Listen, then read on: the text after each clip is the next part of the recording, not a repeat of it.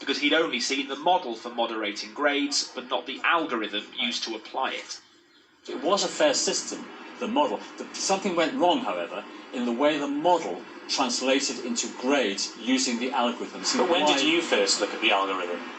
I didn't see the algorithm until it was published on Thursday. So nobody asked for the algorithm within the Department for Education? You didn't ask to see the algorithm? We had an observer in the implementation group. These are all issues that will be examined. But this former advisor to the Department for Education today cast doubt on that explanation. Does that make sense to you? That doesn't make sense. I mean, the algorithm is the model. There's no distinction between those two things. It did what it had been asked to do, and the consequences of that were understood, at least by some people, in advance. So what exactly did the government know, and when?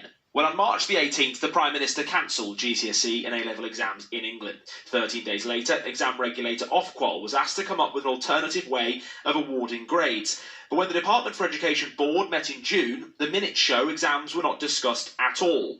On July the 11th, the Education Select Committee published concerns Ofqual's model would lead to inaccurate grades. We had problems with the model, urged Ofqual to publish it, this so-called algorithm, so that it could be picked apart and scrutinised, and people could make changes where necessary.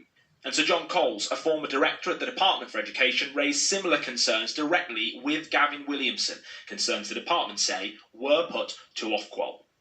The Royal Statistical Society was so worried they offered to help the regulator, but their expertise was rejected after they refused to sign a non-disclosure agreement.